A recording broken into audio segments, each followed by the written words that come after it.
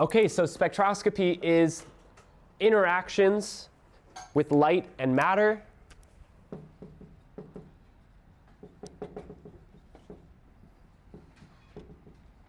Interactions of light and matter.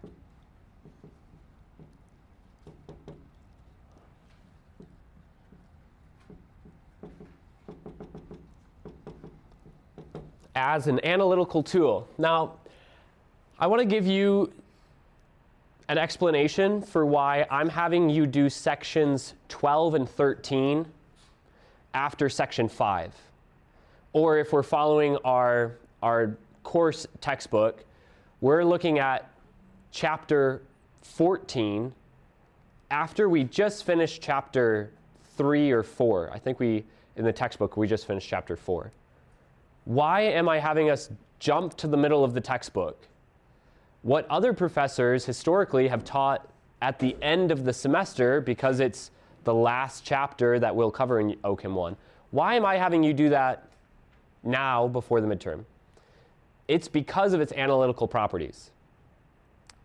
Chemists for a long time have not had access to the analytical tools that we're going to talk about in this chapter.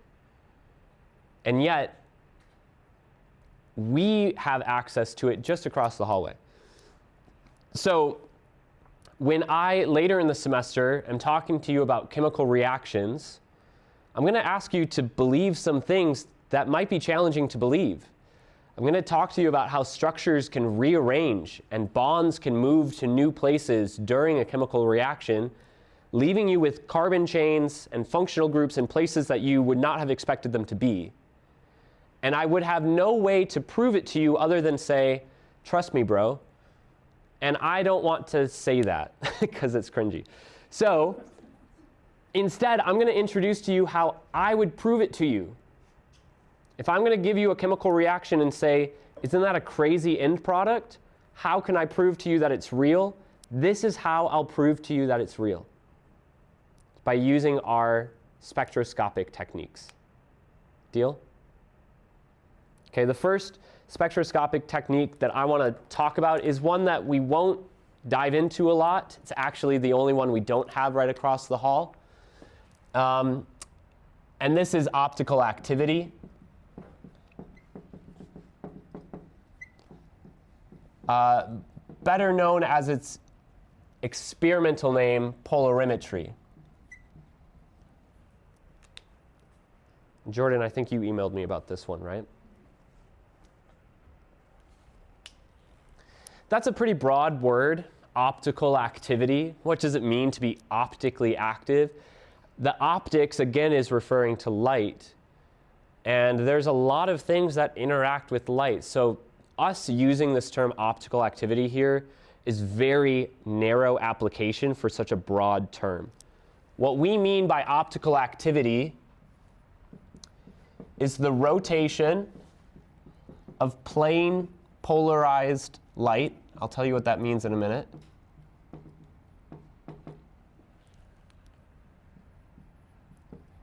By a chiral molecule.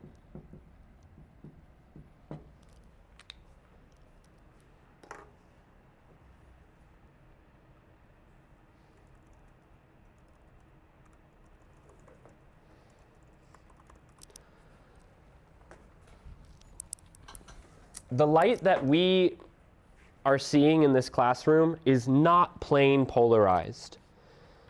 The light that is being emitted from these light bulbs, they come out in every possible orientation and every direction. It's hard to represent that visually on the board, but if we were to look at either the electric field in electromagnetic radiation or the magnetic field in electromagnetic radiation, we could find photons that are traveling in every possible orientation, a full 360 degrees of rotation coming out of these light bulbs. So if we were to show that non-plane polarized, we could say that we have light oriented in every possible direction. What this experiment does is it takes this light and it passes it through a filter, a polarizer. And the polarizer will absorb specific angles of light and only allow through light that is of a specific plane. Let's say straight up and down. Now remember, light is oscillations in the electric and the magnetic field. So we're just looking at one of those oscillations going up and down, not any of the other possible orientations. I like to think of plane polarized light as a frisbee. A frisbee lies in a plane, and of course you could throw a frisbee in any possible orientation 360 degrees. Do you agree? What this polarizer is doing is saying only throw the frisbee at one specific angle. Only throw it horizontal. Only throw it vertical. Right? Now if I throw a frisbee and I keep it horizontal the entire time, by the time it gets to you, it should stay horizontal, unless I've got a really bad throw, or unless it interacts somehow with the medium between you and I. But if I throw it perfectly, it should stay horizontal. What we do with this plane polarized light is we pass it through a sample. And at the end of that sample, if the light comes out at a new angle, then we say the sample is optically active because it has rotated that plane polarized light. I threw the frisbee to you horizontal, but by the time it got to you, it's vertical. What rotated the frisbee? Assuming that I threw it perfectly, assuming there's no wind, how did the frisbee get to be at a new angle? Something interacted with it. Well, remember, again, light is oscillations in the electric and the magnetic field. So what interacts with light? Electrons do, because electrons interact in the electric field and the magnetic field because they are spinning charged particles, so they create magnetic fields. So if electrons can interact with this light, then they can bump that light ever so slightly each and every time until the light has rotated by a specific amount. It's a very strange property. And it's a property only held by chiral molecules. Who can define for me again what chiral molecule is?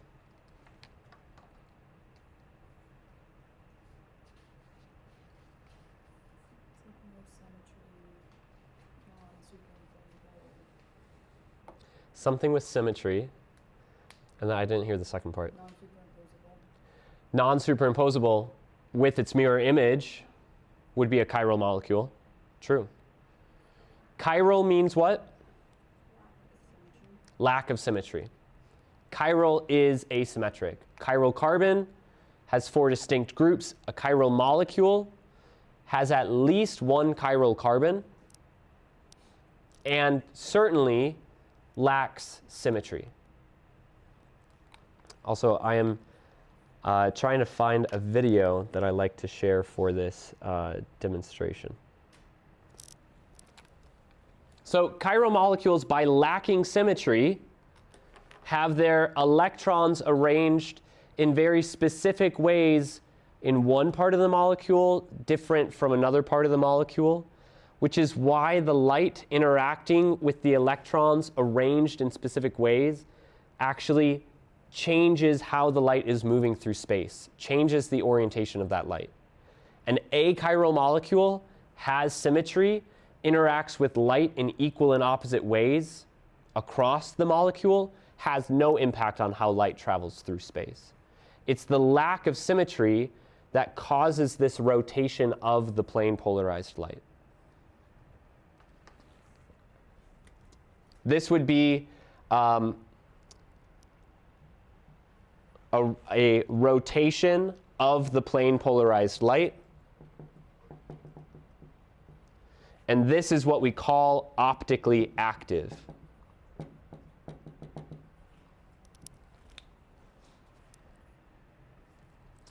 Okay, well, optically active molecules will either rotate light clockwise or counterclockwise.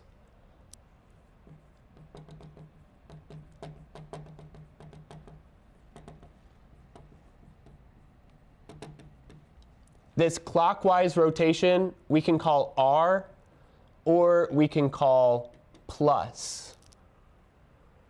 We already kind of talked about R, but this is different. This is not an R absolute configuration around a chiral center. This is an R molecule. It has no relation to the R absolute configuration. They didn't ask me what I thought would have been best. Otherwise, I would not have told them to do this. So a lot of times they'll call this positive. Or optical activity is counterclockwise,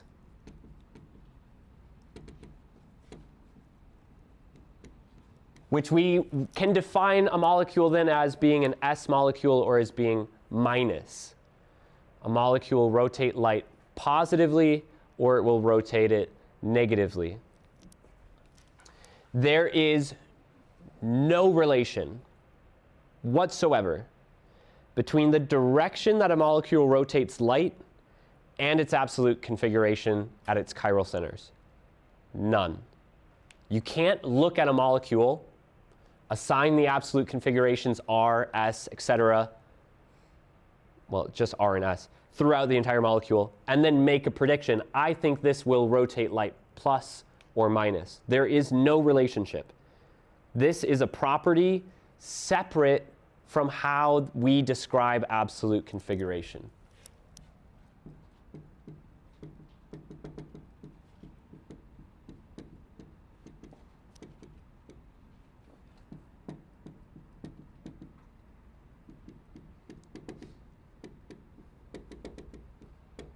Is that strange? I think it's strange too.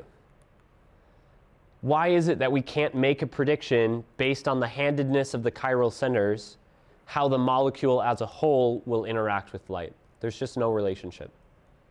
And I think it's in part because our definition of what is R and S is a bit arbitrary. We just said, to be convenient, let's assign priorities based on highest atomic mass, just to stay convenient.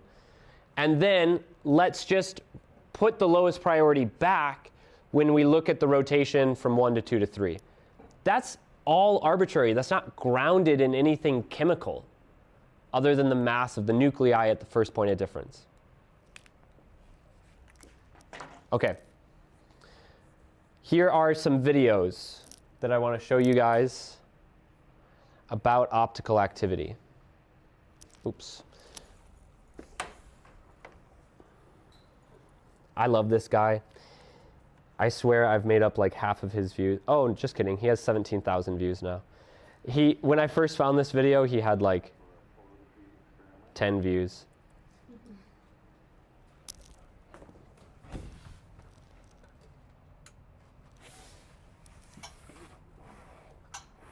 And I'm not sure, but I don't think that the audio is coming through the room. Here's a setup for a polarimetry experiment.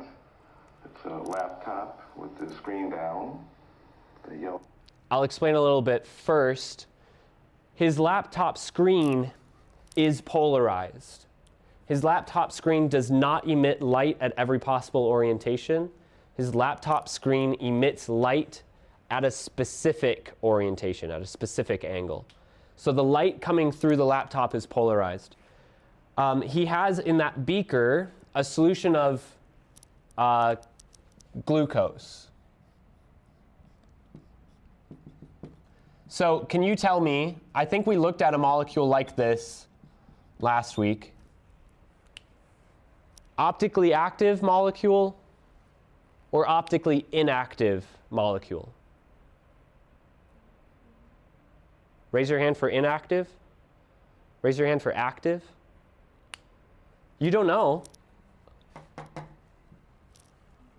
Chiral molecules rotate light. Chiral molecules are optically active. So optically active means chiral. Is it asymmetric? Does it have a plane of symmetry? Where is that plane of symmetry, Britton? Straight down. I don't believe that these are symmetric to each other. This is an OH, this is a CH2OH. If they were both CH2OHs or both just OH, then it would be symmetric. But actually there is a lack of symmetry through that oxygen because the two groups are different from each other. So this is a chiral molecule. What impact should it have on plane polarized light? It should rotate it. We should find that this is optically active. He also has his polarized sunglasses. What you'll notice about polarized sunglasses is that they, as polarizers, only allow through a specific orientation of light, which means that if the light from his computer screen is exactly opposite the angle that's allowed through his sunglasses, you'll see nothing, right? But if the light coming through his laptop agrees with the angle of his sunglasses, then you'll see the whole laptop. So when I bring up this polarized sunglasses, you can see that there's if I twist here, I can block the light.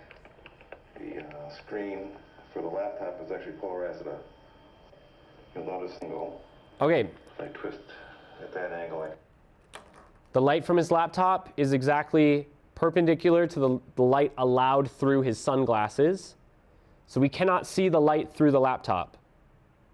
But the light coming through the glucose solution, the sugar water, is coming through the sunglasses, which means as the light travels from the laptop screen through the sugar molecules are rotating the light. By the time they come out of the sugar water, they're at a new angle relative to where they started.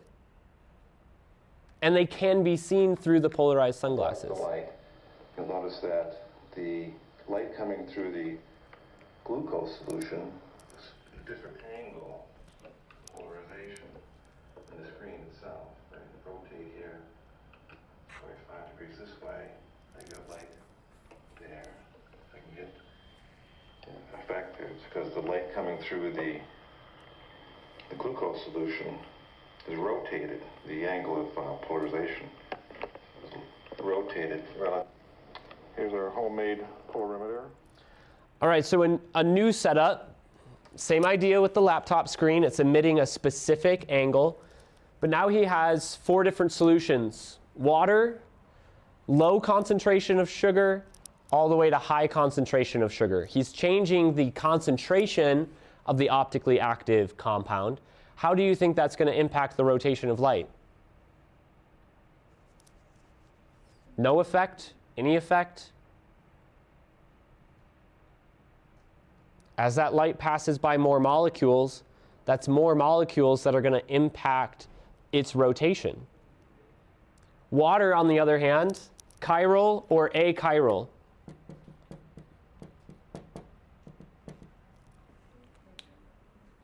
Water is achiral.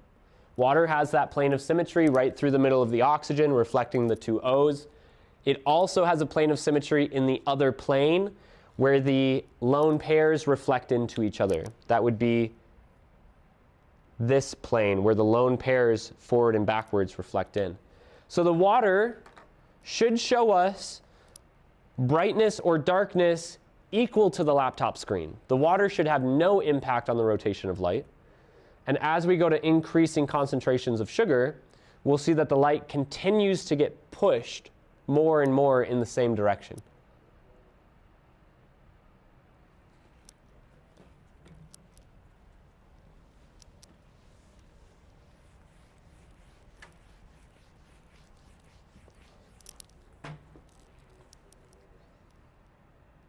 Okay, notice that sample 3 is starting to go dark.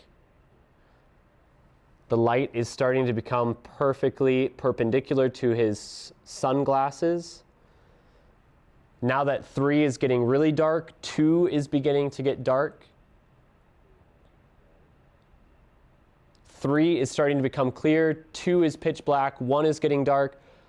Water starts to get dark with the laptop around the time that 3 becomes clear again. And then this is why I love this guy so much. He thanked his wife, and she's like, who's even going to see this? 3 is darkening up again. Yeah, I don't know. You or someone else going to watch it? Well, this is going to go on YouTube. 3 is dark again. Number of hits, 2 from David White and Cynthia White. Okay, anyways. Could you hear that? She said number of hits, 2. David White and Cynthia White. Oh, I hope they go viral someday. All right. What do you think? Here's some other impacts from our chirality. Enantiomers, let's quick define what enantiomers are. This is something that I cut out of your lecture last week and put into the video last week. What are enantiomers?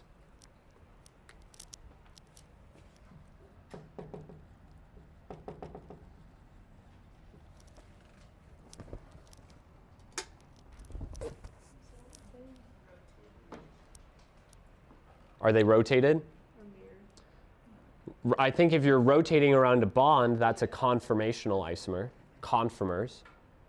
Enantiomers are mirror images. Layla? Good. Mirror images where every chiral carbon has an opposite configuration. Every R carbon is an S carbon on the enantiomer. Every S carbon is an R carbon on the enantiomer. They are non-superimposable mirror images. Everything has a mirror image. These are non-superimposable mirror images. For instance, you guys know Doctor Strange when they go into the Mirrorverse? I always thought, like, wouldn't that be an interesting way to go find yourself in the Mirrorverse and, like, take a heart transplant if your heart was ever bad? But the heart would be the enantiomer heart, and it wouldn't fit into your body. The aortic artery would be going up the wrong way. It wouldn't fit. Enantiomers, non-superimposable mirror images. Enantiomers rotate light equal and opposite.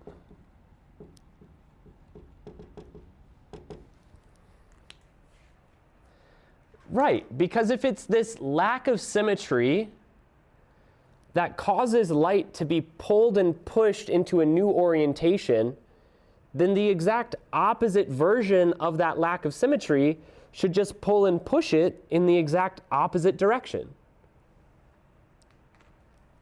If enantiomer A rotates light positive 36 degrees, then enantiomer B rotates light negative 36 degrees. Those, again, are values that are simply experimental and are not grounded anywhere in something that you can predict by looking at the structure. When we have a 50-50 mixture of enantiomers, racemic mixture,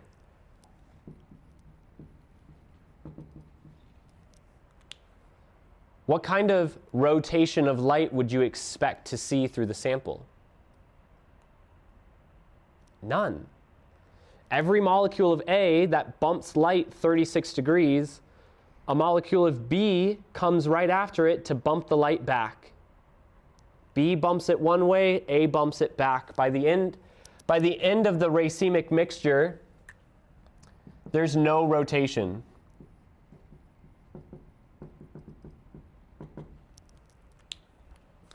And this actually allows us to quantify enantiomeric excess. Let's say I run a reaction that happens to produce enantiomer molecules. This happens a lot. We'll talk about it in the second half of the semester. If I make a reaction that produces enantiomer molecules, maybe they formed 50-50, maybe they formed 60-40. that means that my light won't be rotated perfectly 36 degrees one way or the other. It'll get rotated a little bit extra in the direction of that enantiomer in excess. I'm not going to have us do enantiomeric excess calculations. I would love to. I think it's better suited for the lab, so we're not going to do it here. But I do want you to recognize that enantiomeric excess really just means one is present a little bit extra, and you can still tell because it rotates the light a little bit extra in that direction. Diastereomers. What is their definition? What is the relationship we call diastereomers? Has to have two chiral carbons. One stays the same, and one switches. Good. If enantiomers are non-superimposable mirror images, diastereomers are non-superimposable non-mirror images.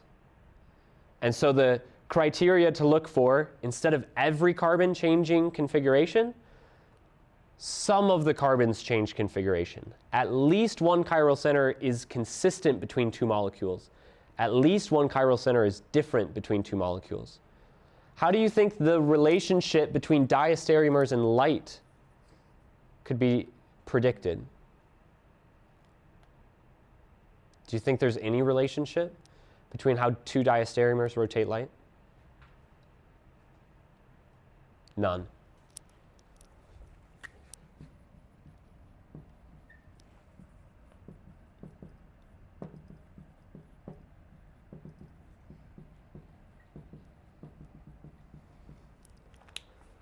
Because again, the way that a compound rotates light has nothing to do with the absolute configuration at its chiral centers.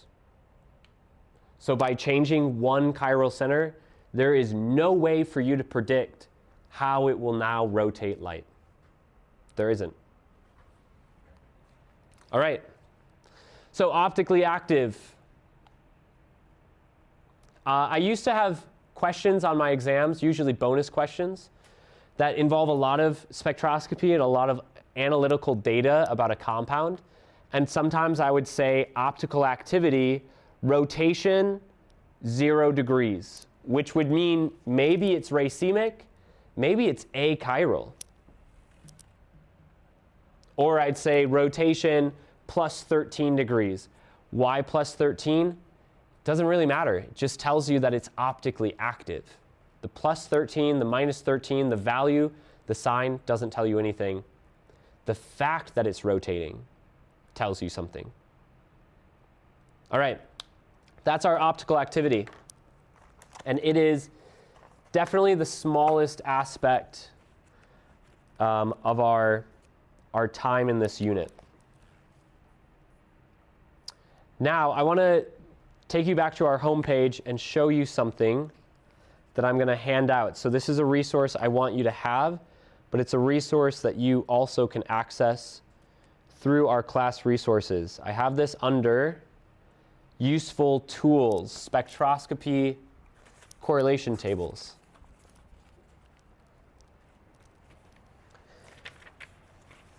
These are similar to, but not exactly the same version of the spectroscopy correlation tables that you will receive on your exams. And I'll highlight for you what's different between the versions I'm handing out now and the versions I'm handing out on my exams, and why I'm giving you a different version on the exams. This is a front and back document. How many different tables do you see?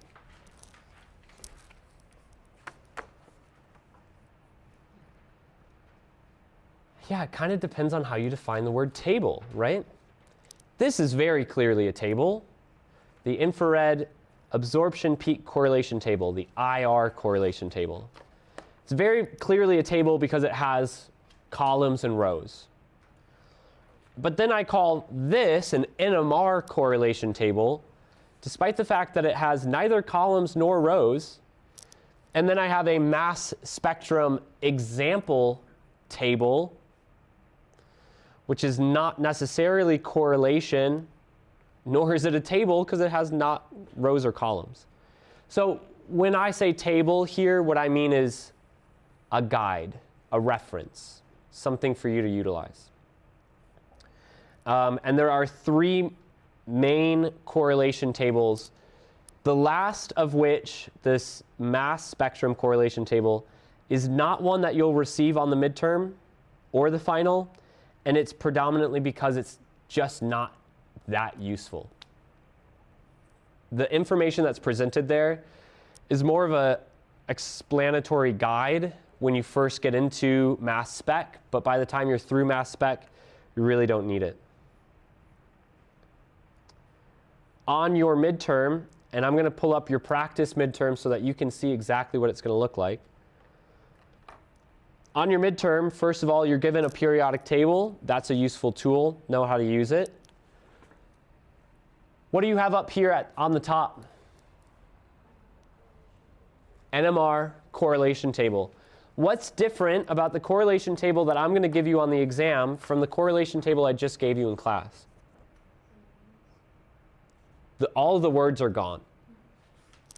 The structures are all still there. And actually, this is not exactly the same one. So you will be getting this version of the correlation table on the midterm and not this version. Can you notice what's different between these? The R groups have been added. This version does not have R groups. The version you've been handed just says R in a bunch of places. And by the way, what does R mean? Rest of the molecule. So I'm just saying the molecule can go on. Here's an example of hydrogens in this type of environment. What else is different? Can you tell?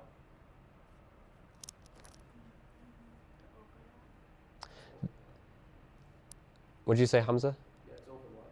Yeah, the overlapped regions have changed. So you'll notice down here around 5 to 6 where I've got my alkene. That's a vanillic hydrogen. Originally I showed it in a much smaller region. Now you see that it's a larger region. It seems earlier in my old version, it seems like it kind of was held in its own little spot. Now it seems like it overlaps with the two regions next to it.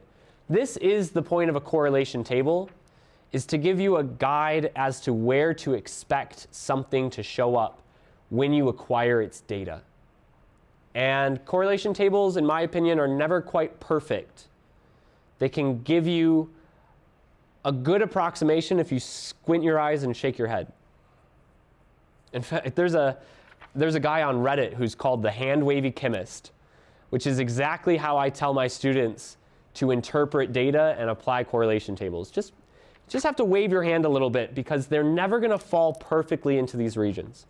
So I've updated my correlation table to better suit most data, but I want you to know that correlation tables are good approximations, never quite exactly perfect. What about the correlation table beneath it? What is this one for?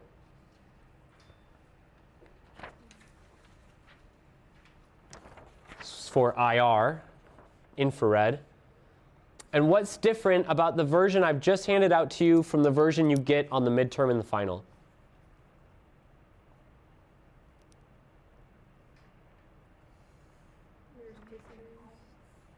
The structures are given to you on this handout. The structures are not given to you on the midterm and final. Why do I do that? Well, first of all, I made these because I think that they are useful tools. They can really help you understand interpreting data. That's why I made them. That's why I want you to have them so that you know how to use them. However, they're a little bit too much sometimes. If I can give you both how a bond looks in a structure and its description, that gives you 2 points of reference for understanding how its data appears. I have picked what I want you to be able to use to interpret. Not the structure, but the name of the bond. I want you to be a little bit more limited. I want you to understand how to interpret the name of that bond. On the NMR correlation table, I've kept the structure, but I've removed the names. And that's largely because some of the names are random. Functional group adjacent is not specific to anything. So instead, I want you to understand how to interpret the structures and how to apply the structures to molecules that you'll be analyzing. So these are guides. This is the one with training wheels. And this is the one without training wheels that you'll get on the exams. I'm handing this out because I want you to use it. And if I just tell you to print it or download it, I can't guarantee that you'll actually do that. So this is me forcing you to have it. However, if you want to be as prepared for the midterm or final as possible, then make sure you know how to use these version of the tools as well. Maybe print out the midterm, print out the final, and practice with those when you take them. All right. We're going to be covering 2 sections in this unit, section 12 and section 13. And we're going to be covering 3 instruments. Historically, I followed the numbers, and I taught section 12 and then section 13. What I'm going to be doing this semester is actually doing section 13 first, which is why your pre-reading for 13 was due last night, and then going back to section 12. Because if we're skipping numbers anyways, then let's just skip numbers in any order. The reason I'm doing this is because NMR, section 13, is notoriously the hardest of the 3 techniques. So I want you to have the most amount of time possible to learn it and master it before we go into the easier of the 2 techniques. Deal? In the past, I have used up way too much time on the easier of the 2, and then I run out of time and I just cram in information about the hardest one. So by putting the hardest one first, I'm hoping that we have the most time to master it before the unit test. Okay. Then I have just realized I have not uploaded the next handout that I'm going to give you guys. So I'm going to upload that.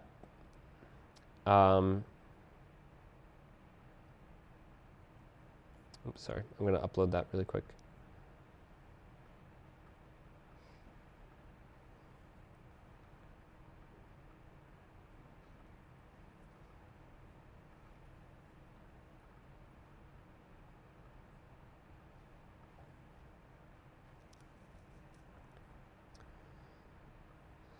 All right. NMR, nuclear magnetic resonance.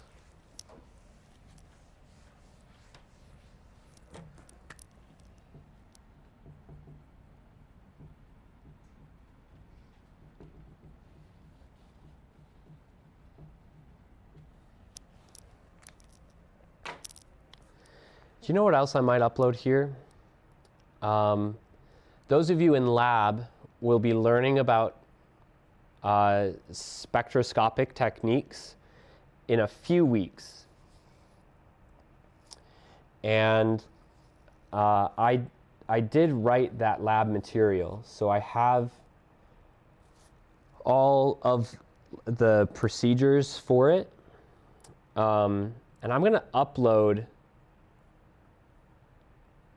this background packet so that if you're not in the lab, you still have access to some of this other information. It's really just another resource other than your textbook that you can go to for more information. I'm going to leave it under NMR because I find that's probably where you'll want to reference it the most, is for understanding NMR better. NMR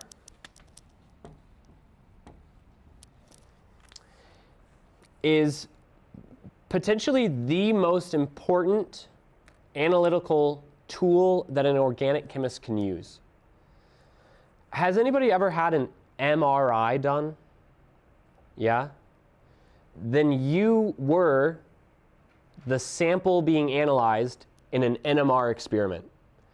The reason we don't call it an NMRI is because nobody wants to climb inside of a giant tube that clanks really loud that starts with the word nuclear.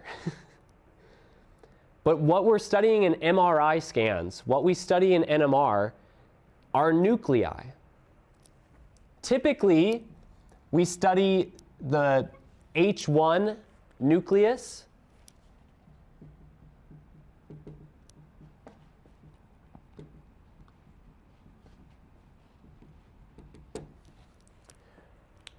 which means that we are actually looking at 99.9% of all of the hydrogen atoms, all of the hydrogen nuclei inside of a sample. 0.1% of the hydrogen nuclei are other isotopes like deuterium or tritium.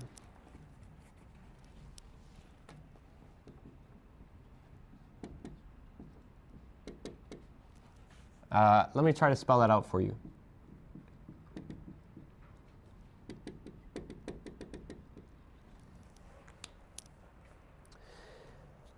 The isotopes of deuterium and tritium,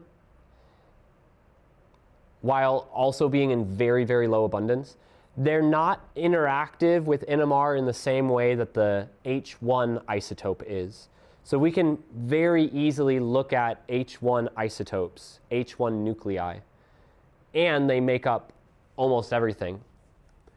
We'll also use it briefly to study carbon-13 isotopes. But carbon-13 isotopes only make up just over 1% of all carbon atoms, which means it's really challenging to get good data on carbon-13. You have to run your sample a lot longer, acquire more signals, average out all of those signals to get rid of all the noise. It's a lot harder to get information on carbon. So we often look the most at proton NMR. All right, I want to make sure that we understand why we call it proton NMR too. H1 NMR, also called proton NMR, as opposed to carbon NMR. Why is it that we call H1 NMR proton NMR? That's what the nucleus is that we're studying. We're studying a proton.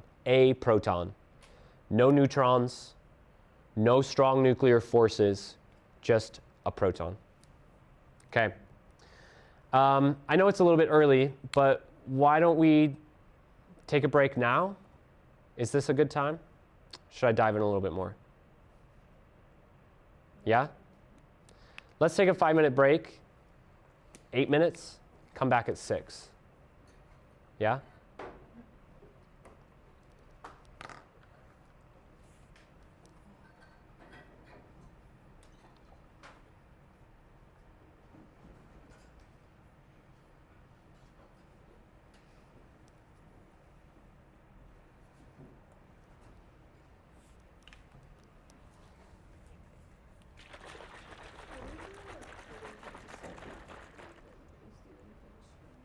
Are we gonna what?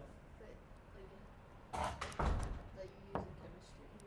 Are we gonna do other kinds? No, like in general, like what do you use?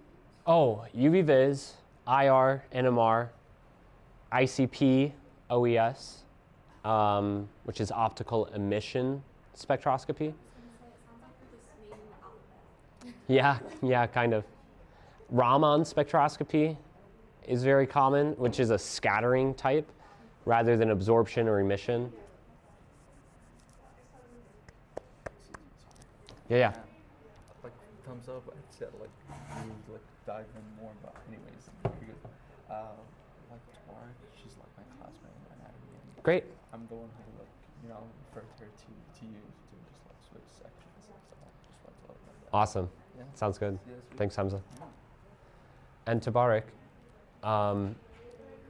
do you know about the enrollment exception form? Do you know if it's something that you need to initiate? I know that's something I have to do from my end first, but Okay. I don't know. Well, I didn't have time to look up earlier, but I might have time now. So why don't I look into it?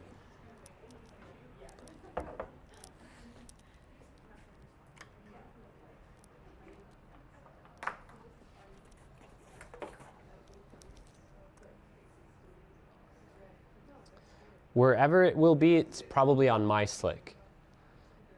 But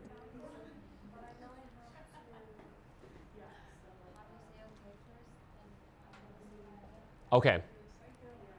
Because I know there are some forms I have to initiate, but usually it's forms that students have to initiate.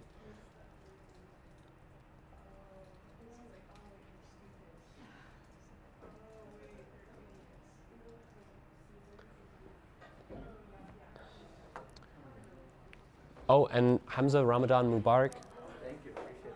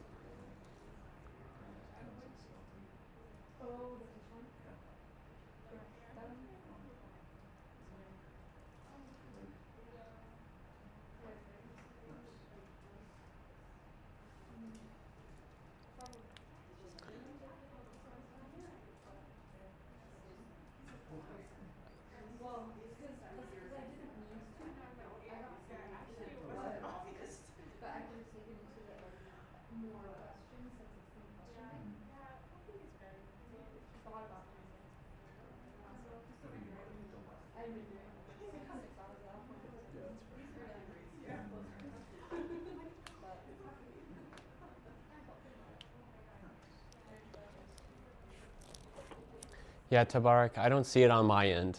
So I think once you submit it, it'll get sent over to me sometime. And you feel comfortable with the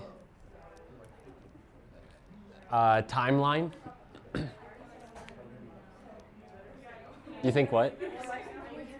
Okay. The thing is, like, the only thing that is gonna reflect is I'm also fasting, but not today. Sure. Just gonna be the same thing. Yeah, yeah. Fine.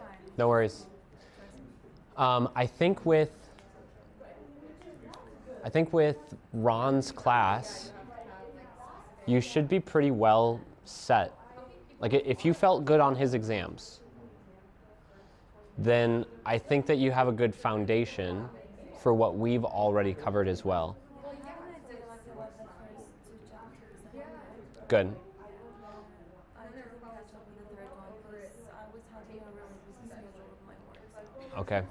Sure. So, did you find my YouTube channel? I did, yeah. Okay.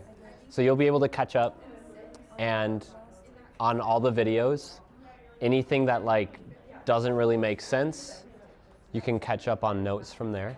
So I guess I have to do the first 2 units. Yeah, so the unit tests, in my opinion, are not too challenging or too time consuming, but I think it would be good for you to complete them so that you know you're caught up to speed and you kind of know the expectation of what we've covered already. This is also like important for my grade, right? Well, that's the thing. I mean, because Ron and I don't teach the same material, it's hard for me to take his grade and then apply it to something in my course. So I think it would be a good way to set the baseline for your grade. Yeah. Because I can actually do them next week. Okay. Or like during this weekend. Sure. Good. I think anytime before, yeah, I think like by the end of February, by next weekend. Does that sound good? So either this weekend or next weekend, if we get you into Canvas. Yes, because I guess this will take like so they The can, process? yeah, because I found it now, but it's kind of hard. Like, I don't know. I applied that, and then And is this my section? no, it's just a term. Like, Oh, I see. yeah, like Yeah. it's gonna be like so I can see. So Okay. I'm looking, Section change. and then So now we need to change section.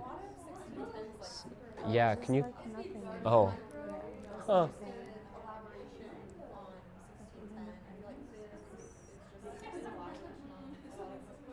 That's why I'm having him helping me because he did it before. Oh, good. Then how come you're sitting so far from him? You were saving space for your friends. Maybe you should take a look at this quick and see if, or maybe after class, because our break's almost up. That is strange. Yeah, it's just not showing a section. It's showing the semester. Yeah, I went through that. I think she would just need to like call the department, the chemistry department. Okay. And they will probably help her out with doing that because I think you can't drop anymore at the so probably. Yeah, so email Angela Martinez. And, oh, you know what? Is it okay if I forward the email thread that you and I already have? Oh yeah, this one. And then that way we're all on the same page. Great.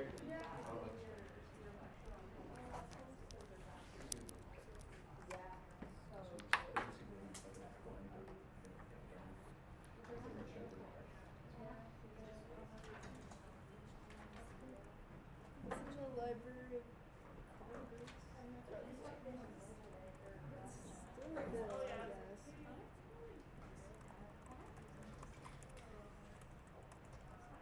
Introduced last year in January. They haven't done anything.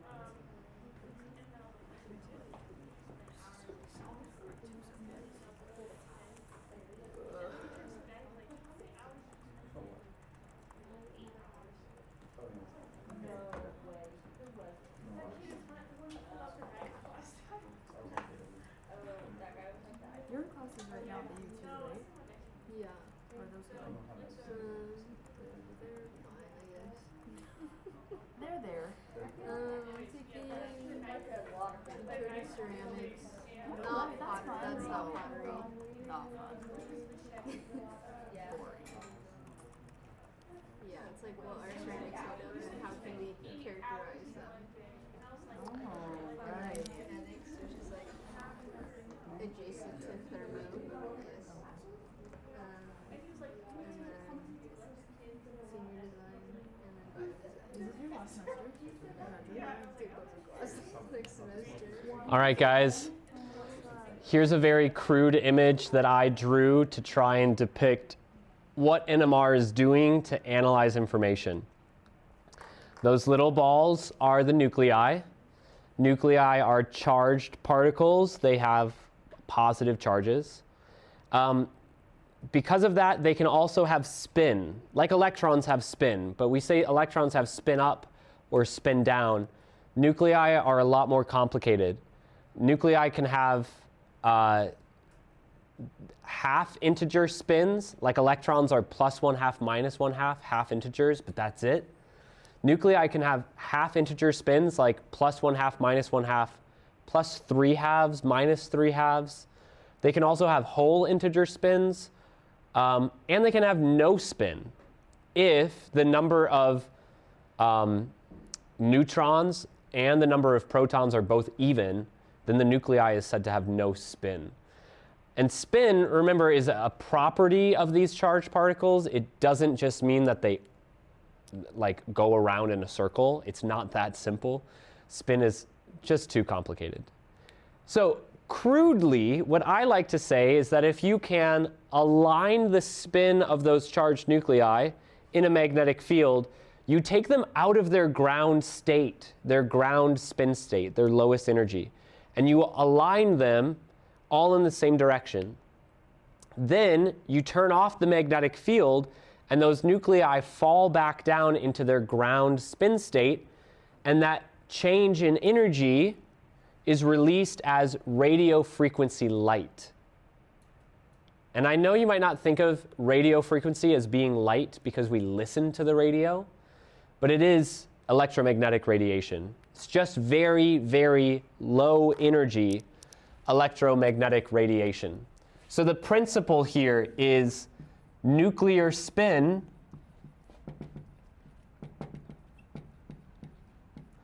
aligns with a magnetic field. And we represent a magnetic field as B with that little line on top. It aligns with a magnet, and that magnet pulls it out of its ground state.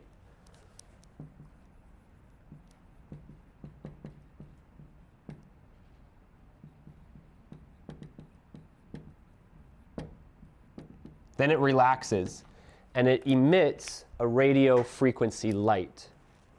And it's that light that we'll analyze in our NMR.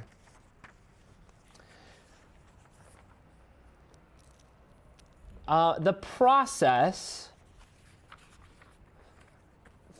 through which the data is collected and then transformed into this data that I'm providing to you here is pretty math heavy.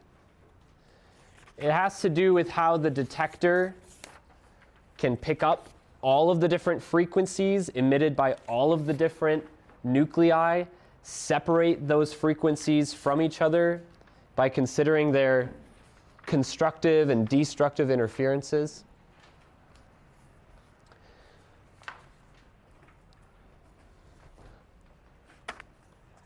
And then it takes it from analyzing them in a time domain and it switches it into a frequency domain. You don't have to worry about any of that. What you have to worry about is how to interpret these little boxes. And they are really little. So if you want to see a bit of a more zoomed in version, there's two on the back that are a little bit more zoomed in. Yeah?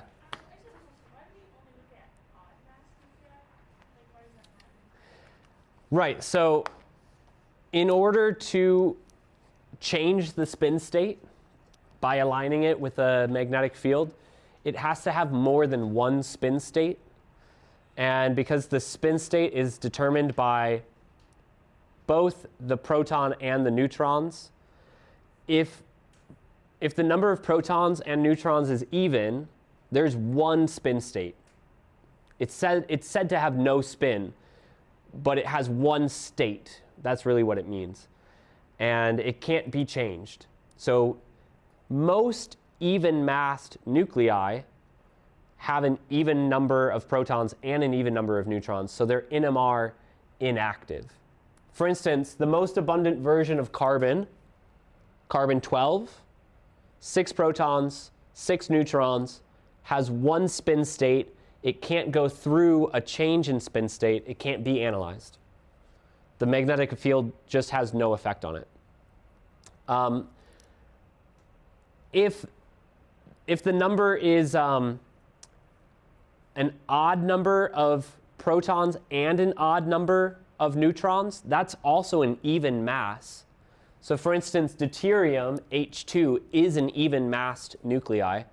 It technically is NMR active.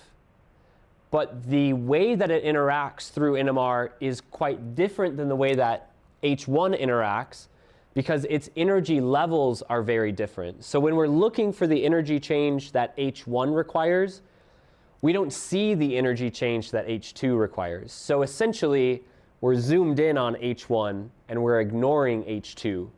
H2, I actually for the longest time believed that H2 was NMR inactive. It's just NMR out of the range that we consider. So we do consider odd massed nuclei the most because that's when they have half integer spin states that require the smallest change in energy to change the spin states. Yeah? Is that the answer you wanted? Did you guys get that? That'll be on the exam. I'm just kidding. All right. So the way that we plot out the data for this, on the y-axis, we will look at intensity. All right, well, I don't know if you know this, but intensity is a bit arbitrary and oftentimes just comes down to a reference. This is like relative intensity. So the units for intensity aren't often reported. You'll notice that on the y-axis on all of these spectra, plural for spectrum, there are no units on the y-axis. Along the x-axis, we plot chemical shift.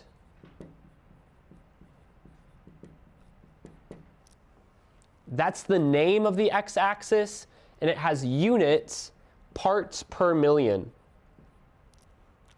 Now, I know that you've heard of parts per million before. What do you typically use parts per million to describe? Concentration. Exactly. Like the carbon dioxide in the air is 300 parts per million. Well, this is not using parts per million as a concentration per se. It's actually using it as a relationship of the frequency of light emitted by a nucleus to the frequency of light that is, the frequency of the magnetic field. So a ratio of the frequency of light emitted by the sample to the ratio of the frequency of the magnetic field. And because the magnetic field is a much higher frequency, then we say that the signal from the sample is some parts per million what the magnet is producing. It's pretty complicated. So here's really all I want you to recognize. On this graph, the right-hand side represents low frequency, and the right-hand side represents high frequency.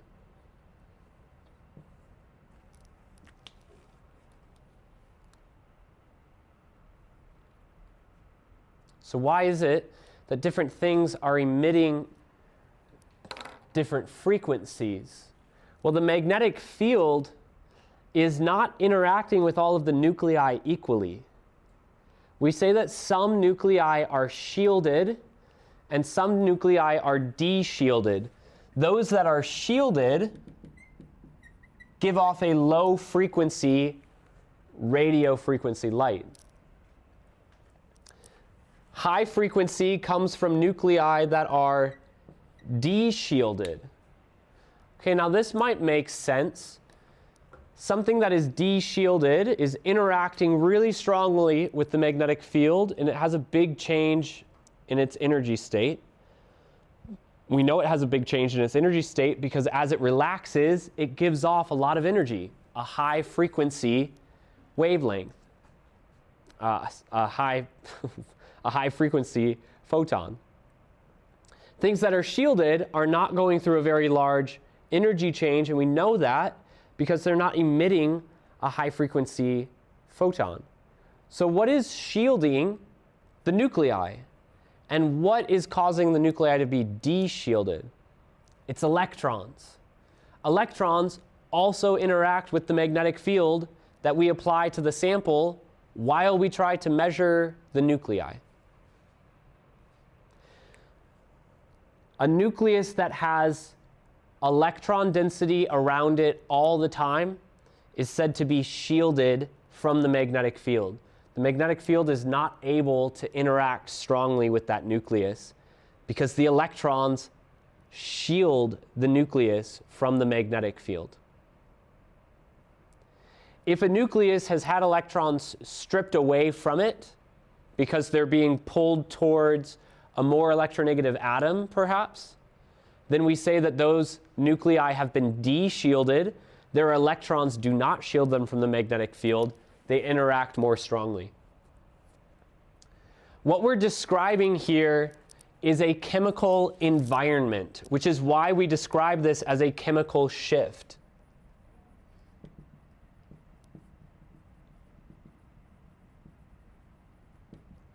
Whether they're shielded or whether they're de-shielded is impacted by the environment of the nucleus. What is surrounding it? What is it bonded to?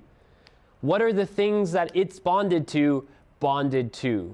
What atoms, what functional groups are in the vicinity of our nucleus? And again, typically we're talking about hydrogen nuclei, but this same exact situation applies for carbon nuclei. All right. So I want you guys to look at those top 3 spectra.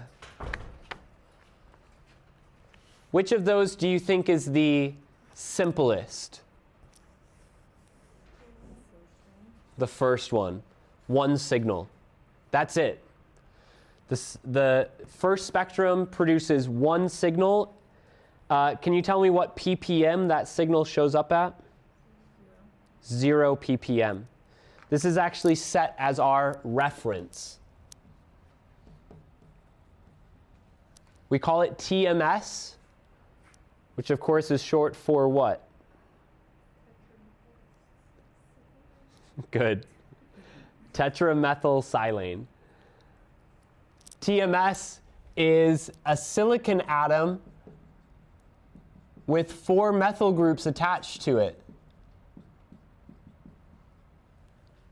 On a scale from very to not very, how electronegative is carbon?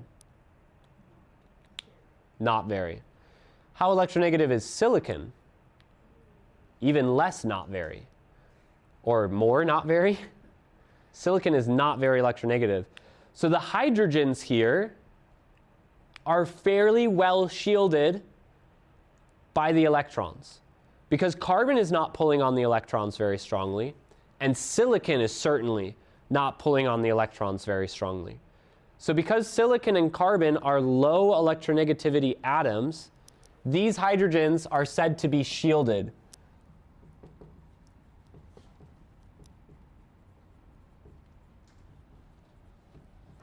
So we take the signal that these hydrogens produce, which very few other hydrogens produce this signal, because very few hydrogens are bonded in a chemical environment close to silicon like this. We take the signal produced by TMS and we say this is what we will call 0 parts per million. It is simply a reference. And this is important because different instruments will use different strength magnets. The one that we have across the lab is a 90 megahertz magnet. We used to have one that was a 45 megahertz magnet, so that's twice the magnetic strength. The ones that I worked with in undergrad were 300 megahertz magnet, and while I was in grad school, we had a 900 megahertz magnet.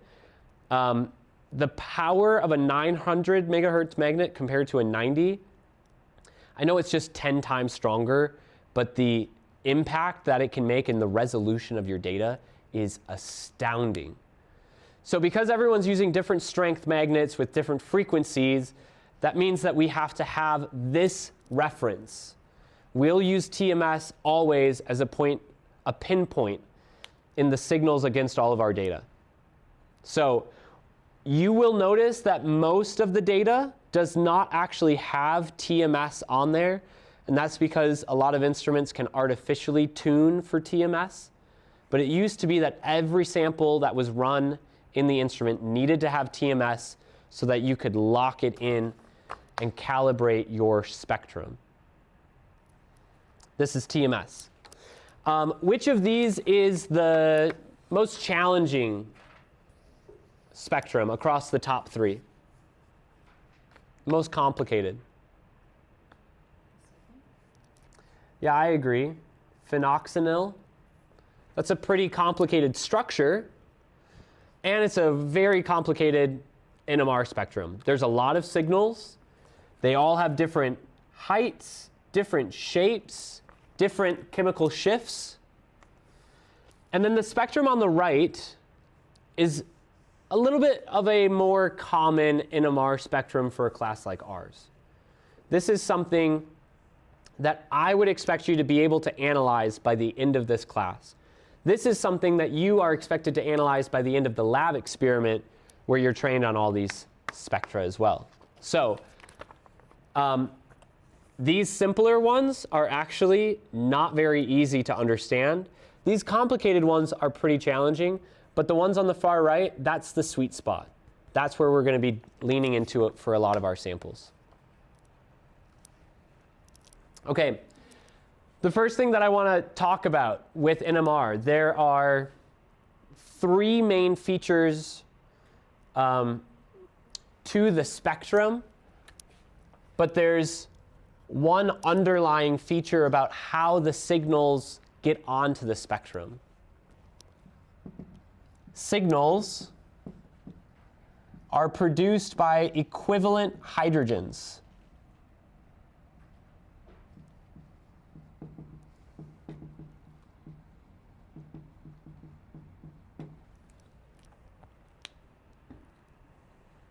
Equivalent?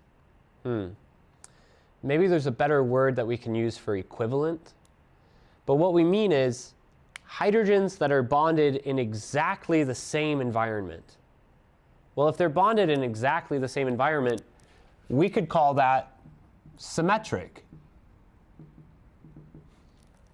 Hydrogens that are symmetric to each other are equivalent to each other.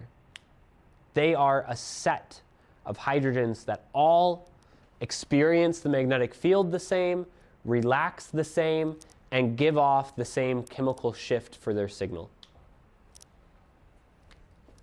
Some of the most common equivalent sets, all three of the hydrogens in CH3, both of the hydrogens in a CH2. Remember, we decided that CH2 carbons were achiral carbons because they had two hydrogens symmetric to each other.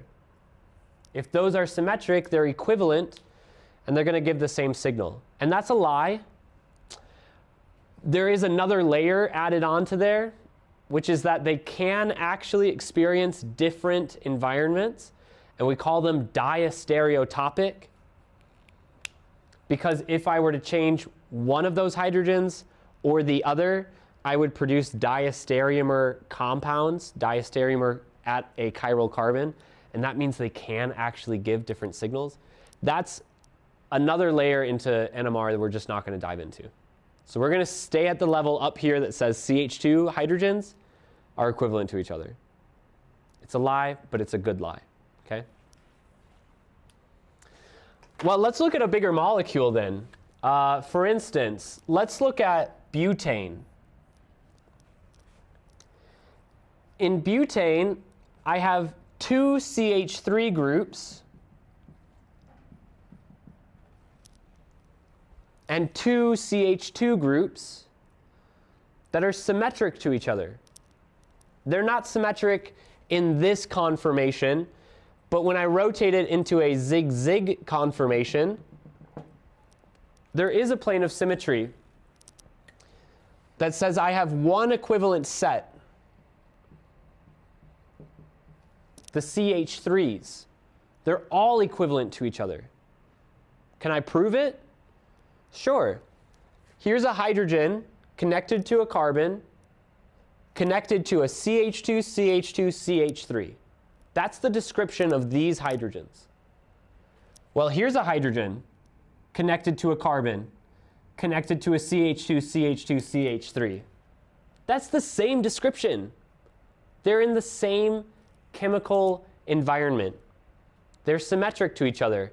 They're all one set. Here's a second set, my CH2s.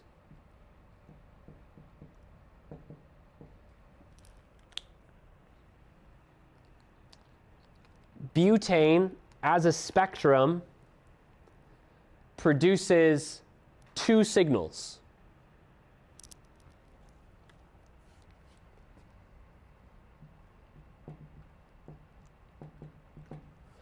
it produces a signal for the CH3s, and it produces a signal for the CH2s. All three of these hydrogens in a methyl group are equivalent to each other, but all 6 of the hydrogens in both methyl groups are equivalent to each other in this compound as well. Okay, here's some more examples. You've got these, this second row of compounds here. Forgot that I had this pulled up too.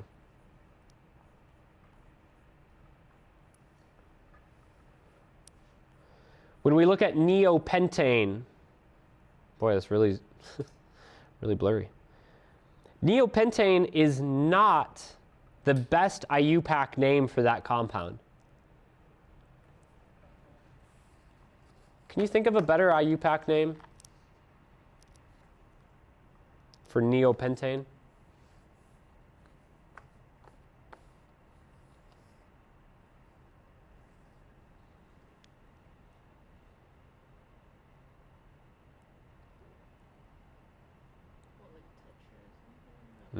What's the longest parent chain? Propane. What are the substituents? 2,2-dimethyl propane. That's the IUPAC name. Neopentane is not, IUPAC accepts it, but it's a common name. How many equivalent sets of hydrogens in neopentane? 4? 2? 2? Did you change your answer? Neopentane.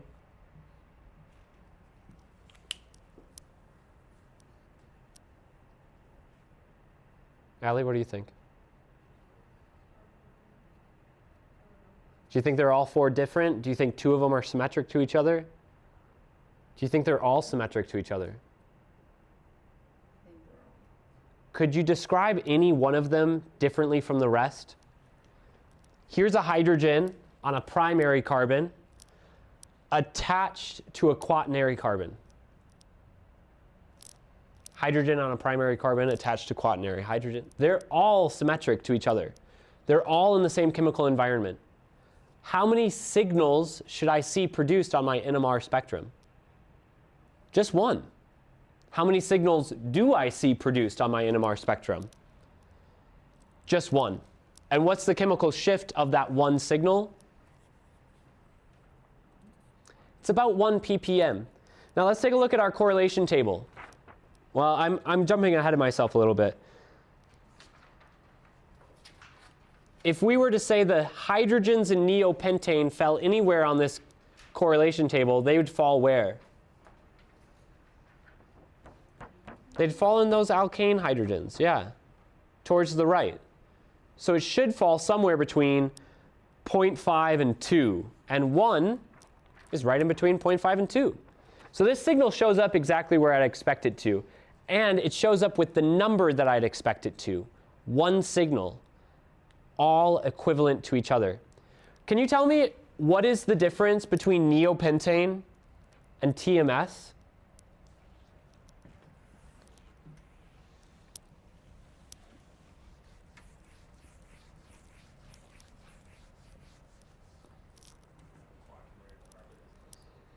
Quaternary carbon instead of a quaternary silicon.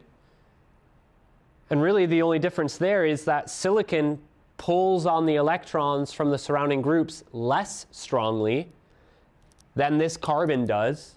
So I just erased it, but I would expect that carbon to actually de-shield the other hydrogens more, because carbon is more electronegative than silicon. This is again why TMS is such a useful standard for us, because nothing else behaves quite like that molecule. And that molecule is not in anything else.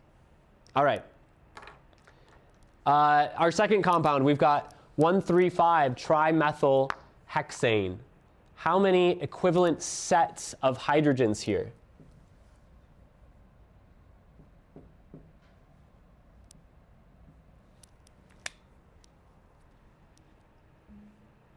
How many signals do you see? 2 signals. So I should find 2 sets of hydrogens. What do you think those hydrogens would be? What are my 2 equivalent sets of hydrogens? Britton? Good. Your correlation table will call those aryl hydrogens because they're connected to aromatic rings. Those aryl hydrogens are all symmetric to each other, and the methyl carbons are all symmetric to each other. And you can see that plane of symmetry through the molecule. These 2 methyls are symmetric, but also these 2 methyls are symmetric, and these 2 methyls are symmetric. They're all symmetric to each other. There's lots of planes of symmetry in those molecules. All right, the last compound I gave you was just benzene. How many sets of hydrogens in benzene? 1 set of hydrogen. How many signals? Just 1.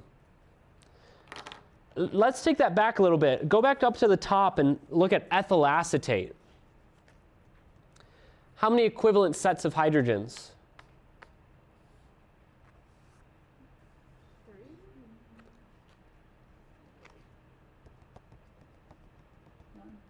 None? No sets of hydrogens? No, I mean, like, even a CH is now considered 1 set. So as long as there are H's, there are sets. 3? There's 2 CH3s. Are they symmetric to each other in ethyl acetate? No. Those CH3s are definitely bonded differently. So they are not symmetric CH3s. They're each unique. And then I have a CH2, which is definitely distinct from CH3s. So the number of sets of hydrogens, 1, 2, 3 sets of hydrogens. How many signals should I expect to see? 3 signals. How many signals do you see? There's 3-ish, and those signals are a little bit more complex than just a simple line. So we're going to talk about why some signals are just simple lines and why some signals are a little bit more complex. But you're starting to get a grasp for how you can predict the number of signals and the number of equivalent sets. Phenoxynyl. How many sets of hydrogens do you see in the molecule? I see 9. It depends if you're counting all of the aromatic hydrogens as 1. But none of those aromatic hydrogens are symmetric to each other. They're all a bit unique. And 2 of the methyl groups are symmetric to each other. Do you agree? Those 2 methyl groups that come off the top, the 2 methyl groups that are attached to the same carbon, those are the same set. But then the other methyl group lower down on the molecule, 2 other methyl groups, right? There's 2 other CH3s in the molecule that are not symmetric. So if we count each hydrogen on the ring, which is unique from the others, sorry, I'll point to it up here. Each hydrogen on the ring, that's 3. Next to my ether is 1. The methyl group is 1, so I'm at 5. Oh, I have this hydrogen connected to an amide as well, that's 6. 7 at this other methyl group, 8 at this CH, and 9 at the 2 CH3s that are symmetric to each other. 9 sets of hydrogens. How many signals should I see? I should see 9. 1, 2, 3, 4, 5, 6, 7. Selena, is that where you said 7 from? So what must be happening? Some of my signals must be overlapping with each other. They just happen to give off the same chemical shift. Not great, because it means it's a little bit harder for me to work backwards from how many signals I see to how many sets I should have. But now we know that signals can overlap. All right, let's keep diving in. now that we understand where the signals come from and that there's some complexity in the signals, such as they don't always show up as nice, perfect lines. Sometimes they show up as multiple peaks. And they don't always give us the exact number that we'd expect, suggesting that they sometimes overlap with each other. Now let's consider the three main factors of our signals. That is the chemical shift, the integration, and the splitting pattern. Those are the next three things we're getting into.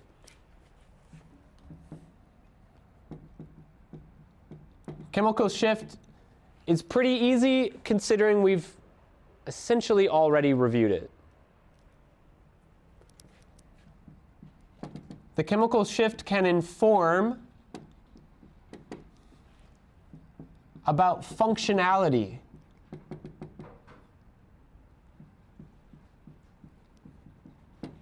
Near a hydrogen atom.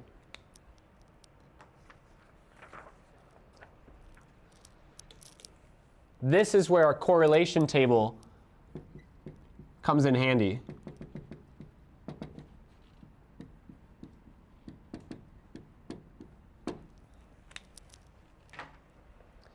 You'll notice that on our correlation table, most functional groups are not listed.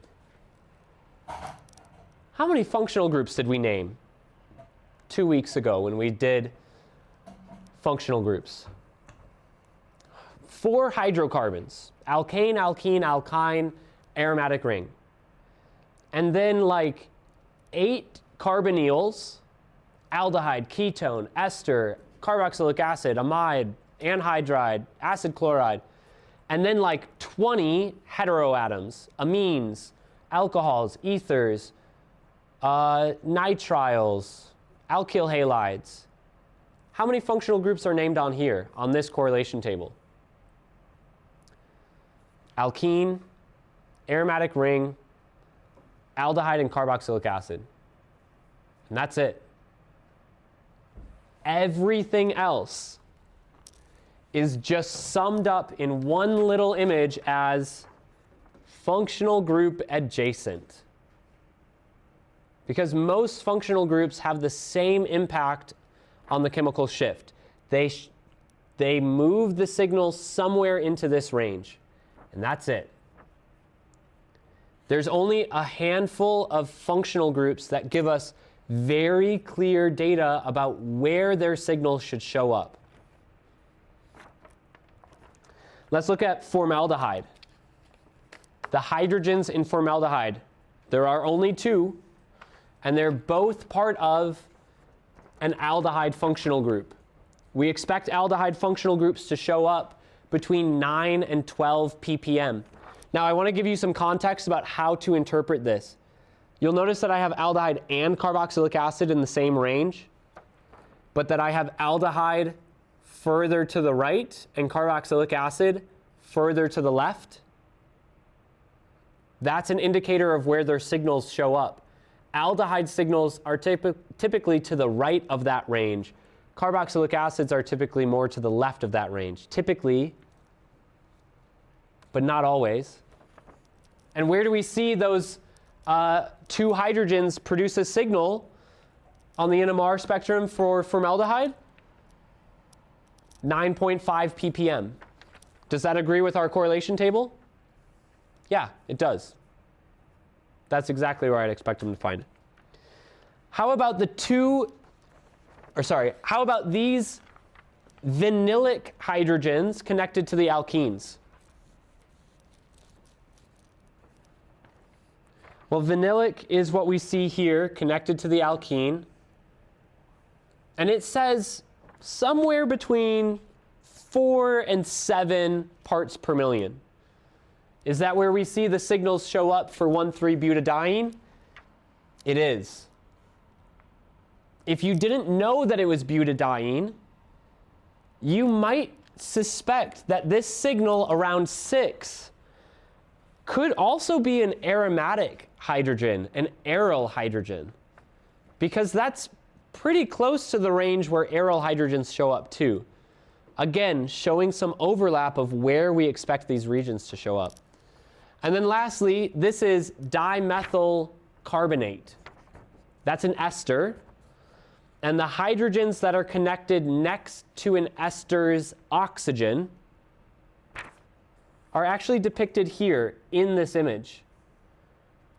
I've given some nuance in this image that I want to try and explain. I've got a carbonyl, and I've got an oxygen.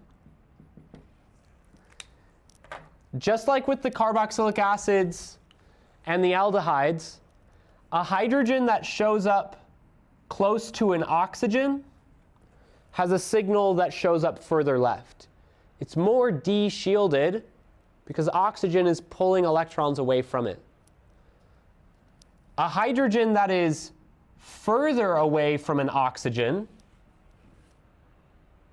if you want to count the atoms, hydrogen 1, 2, hydrogen 1, 2, 3, or hydrogen 1, 2, 3 in the other direction.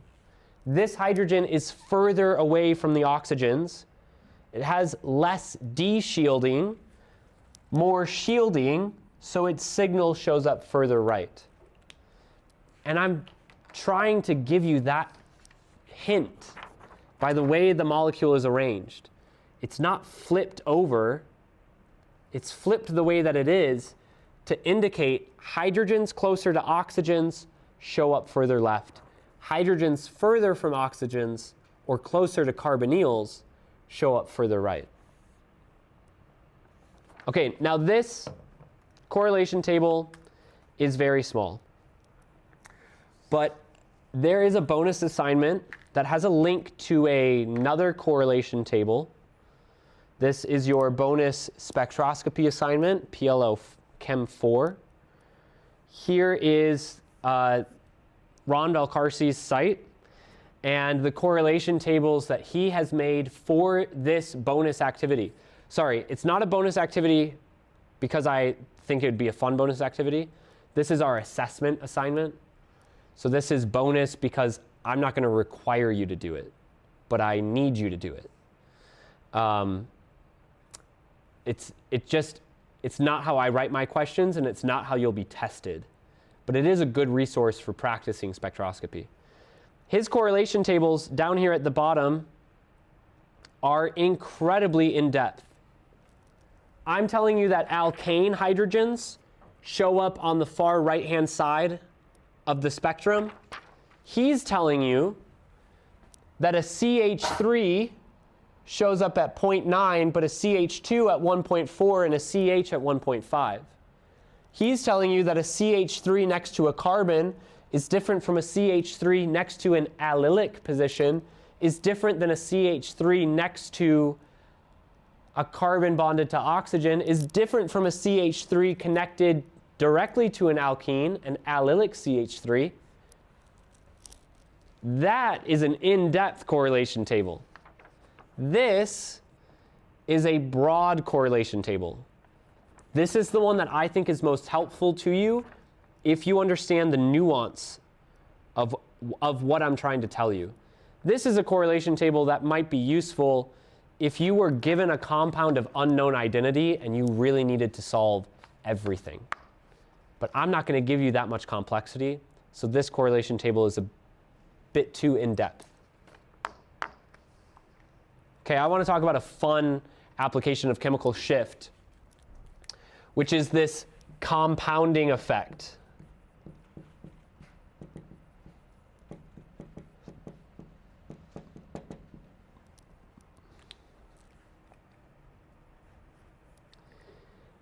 Yes, it's true that being near a carbonyl pushes you in the 2 to 3 range, and being near an oxygen pushes you into the 4 to 5 range. And being next to pretty much any functional group then pushes you into that range. But what happens if you're adjacent to both a carbonyl on one side and an oxygen on the other side? If we look back up at our phenoxynyl compound, middle top spectrum. And we try to assign some of these groups. Oh, well, I know I have aromatic hydrogens, and aromatic hydrogens should fall 6.5 to 8.5. Here's 6.5 to 8.5. Here are signals for my aromatic hydrogens, my aryl hydrogens. Then I have this signal at 4.5. What's going to show up at 4.5? A hydrogen that is adjacent to an oxygen and adjacent to a nitrogen. That's a likely group to show up at 4.5. A very common solvent that we use for NMR is called chloroform, CHCl3. If it were just one chlorine, functional group adjacent, I'd expect it to be probably in the 2 to 3 region. But 2 chlorines, that's twice the functional group adjacent. I'd expect it to be further, but a hydrogen that is adjacent to 3 chlorines has 3 functional group adjacent effects. And this hydrogen shows up with a signal at 7.26 ppm, which is what we typically look at and think is an aromatic hydrogen. But it's not. It's just a hydrogen that is functional group adjacent 3 times. Impacts the location of its signal 3 different times. Crazy, right? Okay. I know I'm running out of time, so I'm going to introduce briefly the last 2 that should give you a good start on your homework this weekend. And we'll wrap up with our examples in class on Monday next week. The second aspect of a signal is its integration.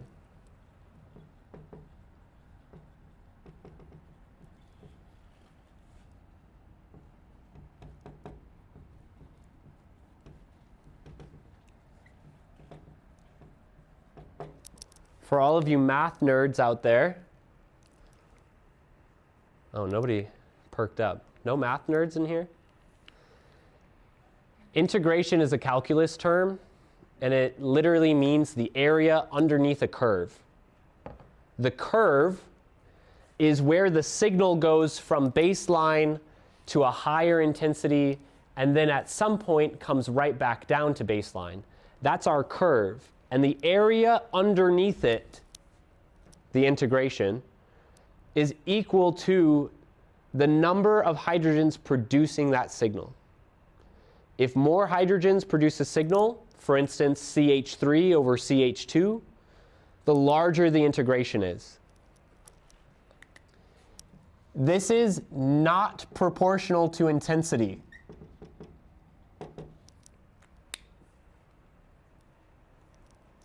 For example, if I have 2 signals, one that is very tall and sharp, and one that is very short but broad,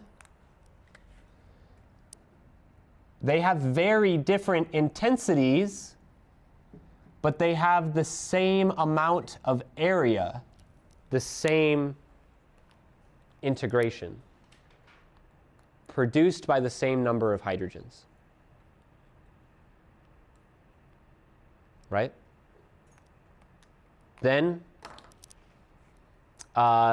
we can look at those equivalent sets that we were talking about before, and we can say that those equivalent sets all sum up to the integration. On the left, I have acetone, which only has one signal because the two sets of hydrogens are equivalent.